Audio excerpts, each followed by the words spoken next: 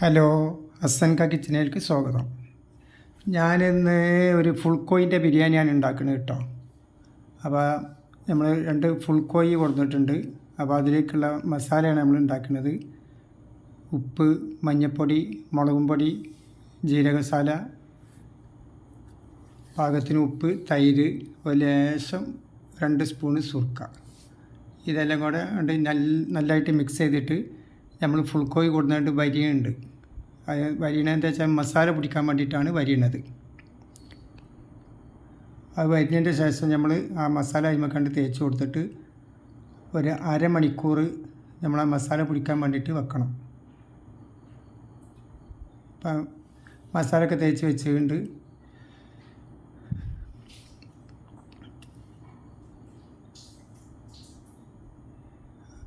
അത് അരിക്കുള്ള വെള്ളമാണ് വെച്ചിട്ടുള്ളത്. നമ്മൾക്ക് ലേശം ഉള്ളി വറുത്തെടുക്കാണ്ട് ആ ഉള്ളി വറുത്തെടുക്കാൻ വേണ്ടിയിട്ട് നമ്മളൊരു ചട്ടി വെച്ചിരിക്കണ്.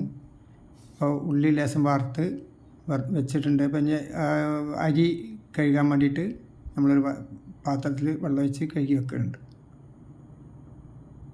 ഇനി നമ്മളെ ഉള്ളി പൊരിച്ച ഓയിൽ തന്നെ മതി. അതിൽ നമ്മളാ മസാല തേച്ച കോഴിയാണ് ഇടുന്നത്. അത് 4 ഭാഗവും നമ്മൾ എണ്ണയിൽ പൊരിച്ചെടുക്കണം. ഒരു ഹാഫ് വേവ് എടുത്താൽ മതി കേട്ടോ. ബാക്കിയുള്ള വേവ് നമ്മളതിൽ ഒഴിക്കോളും. മസാല ആകാൻ വേണ്ടിയിട്ടാണ്. ഇപ്പോൾ നമ്മൾ പൊരിച്ച എണ്ണ തന്നെയാണ് നമ്മൾ ഒഴിക്കുന്നത്. അതിലേക്ക് നമ്മൾ ആവശ്യത്തിനുള്ള തക്കാളി ഇട്ട് കൊടുത്തിട്ടുണ്ട്. ഇനിയിപ്പോൾ അതിൽ ഇഞ്ചി വെള്ളുള്ളി പേസ്റ്റാക്കിയതാണ് ഇടുന്നത്. പച്ചമുളക് പേസ്റ്റാക്കിയത് 2 സ്പൂണ്, കുറച്ച് മഞ്ഞൾപ്പൊടി, നല്ലാണ്ട് മിക്സാക്കുക. 2 കയ്യിൽ തൈര്, ചെറിയ കയ്യിൽ തൈര്, അതിന് കണക്കാക്കിയിട്ട് ഒഴിച്ചാൽ മതി. ഇത് നമ്മൾ വറുത്ത് വെച്ച ഉള്ളിയാണത്. അതാണ് ഇപ്പോൾ നമ്മൾ ഇടുന്നത്. പച്ച ഉള്ളിയല്ല ഇടുന്നത്, വറുത്ത ഉള്ളിയാണ് ഇടുന്നത്. ഇനി നമ്മൾ നല്ലാണ്ട് മിക്സാക്കിയിട്ട് വലിയ ജീരകം, കുരുമുളക്, കറി മസാല, കുറച്ച് മല്ലിച്ചപ്പ് ഇട്ടിട്ട് നല്ല മിക്സാക്കിയിട്ട് ചെയ്യുക. നല്ല മിക്സാക്കുക. ഇത് നമ്മൾ വീട്ടിലൊക്കെ ഉണ്ടാക്കിയിട്ട് ആരെങ്കിലുമൊക്കെ വിരുന്നൊക്കെ വരുമ്പോഴൊക്കെ കൊടുക്കാം. ഇനിയിപ്പോൾ പൊരിച്ച കോഴിയാണ്, ഹാഫ് വരെ പൊരിച്ചിട്ടുള്ളൂ. അത് ഇതിൽ ഒരു ലേശം നേരം വേവിച്ചാൽ മതി. അങ്ങോട്ടും മറിച്ചിട്ടിട്ട് ഇപ്പോൾ നല്ല പാകം കഴിക്കണം. ഇനി നമ്മൾ അരി കഴുകിയത് നമ്മൾ ആ വെള്ളത്തിലേക്ക് ഇടണം. ഞാൻ എടുത്തിരിക്കുന്നത് ബസ്മതി അരി കേട്ടോ. ഏത് അരി എടുക്കുക, കായമാണെങ്കിൽ കായമ എടുക്കുക, ബസ്മതി ആണെങ്കിൽ ബസ്മതി എടുക്കുക, ഏത് എടുക്കുക. അപ്പോൾ അരിയിട്ട് പാകത്തിന് ഉപ്പ് കൊടുത്ത് ഒരു ലേശം മല്ലിച്ചപ്പൊക്കെ ചേർത്തിട്ടുണ്ട്. അപ്പോൾ പാകമായിട്ട് നിൽക്കുകയാണ്. ഇനി നമ്മളെ ചോറ് ഊറ്റിയിട്ട് അതിലേക്ക് ഇട്ട് കൊടുക്കുക.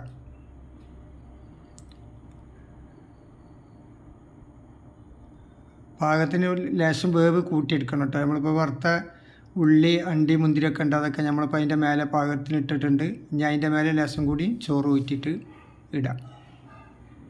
സൺഫ്ലവർ ഓയിലാണ് ഒഴിക്കുന്നത്. കുറച്ച് നെയ്യ് ഒഴിച്ച് കൊടുക്കുക. ഇനി ദമ്മിടാൻ വേണ്ടിയിട്ട് നമ്മൾ മൂടി വെച്ചിട്ടുണ്ട്. അതിൻ്റെ മേലെ കണലിട്ട് കൊടുക്കുക.